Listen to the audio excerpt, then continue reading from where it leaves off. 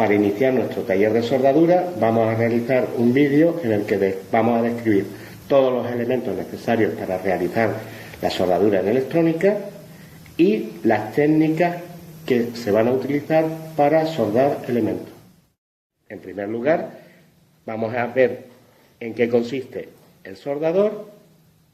Como veis, en este caso tengo dos soldadores tipo lápiz con diferentes puntas que veremos después para qué se utilizan. La bomba de succionado para desoldar, el estaño, la placa de circuito impreso donde colocaremos los componentes para soldar y el soporte donde estará el soldador mientras no lo estemos utilizando.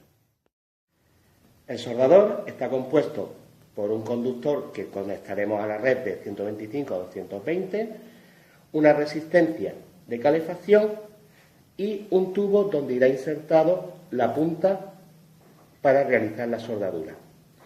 En este caso, este tipo de soldador tiene puntas intercambiables. Como vimos antes, las puntas se utilizan para calentar los elementos a soldar y añadirles el estaño. Esta punta ya viene preparada. Hay que tener en cuenta que si no viene, como en este caso, presoldada, le pondremos un poco de estaño a la hora de iniciar la primera vez que lo calentamos para evitar que la punta se oxide y se degrade. Para la soldadura es una aleación de estaño-plomo en una proporción de 60% de estaño, 40% de plomo.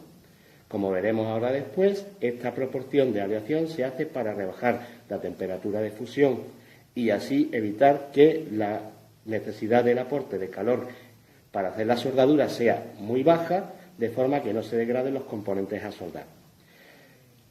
En este caso, este tipo de estaño, a diferencia de los que se utilizan en las soldaduras de fontanería, en el interior lleva una resina que facilita la limpieza y la soldadura de los componentes. El soporte sirve tanto como para que el soldador no esté en la mesa suelto, que pueda provocar tanto que el cable de corriente se queme o produzca una quemadura al usuario o bien queme la mesa de trabajo. Al tenerlo aquí, como veis, no se va a provocar ese tipo de accidente y además en algunos tipos de soporte tiene en la parte inferior una esponja con la que estará humedecida, que nos servirá para, si observamos que la punta del soldador está algo sucia, limpiar la punta. Ya el proceso de soldadura, lo primero que haremos será conectar nuestro soldador a la fuente de tensión y esperar unos minutos hasta que la punta esté caliente. Mientras, habremos insertado el componente a soldar en nuestra placa de circuito impreso y tendremos preparado el estaño. Una vez que está el soldador caliente, aproximaremos la punta del soldador a los elementos a soldar de forma que su punta esté en contacto con las dos superficies a soldar, tanto con la patilla del componente como la placa de circuito impreso.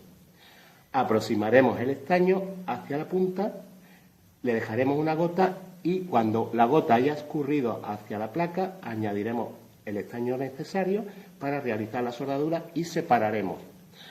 Pondremos nuestro soldador en el soporte y no se le sopla a la soldadura, se deja que se enfríe.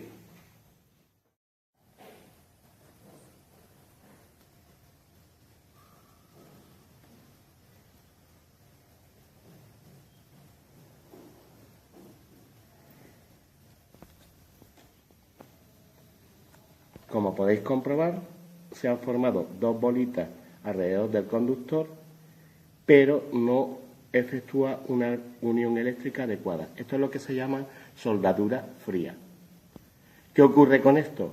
Que en principio puede tener contactos eléctricos esporádicos y nos provocaría averías en todo el montaje que hayamos realizado. Como veis en este caso, el terminal y la pista del circuito impreso se ha formado una montañita, una especie de montañita, en la que sí se garantiza que la unión eléctrica entre el terminal y la pista es la adecuada. No como en este caso, que como veis forma bolitas alrededor del conductor. De desoldar. Su funcionamiento es muy fácil.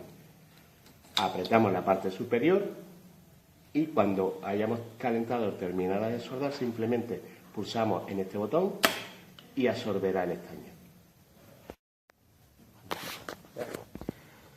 ¿Veis? Estoy calentando con el soldador el terminal de soldar, aproximo la bomba y ha desoldado el componente. Lo volvemos a repetir en el otro terminal.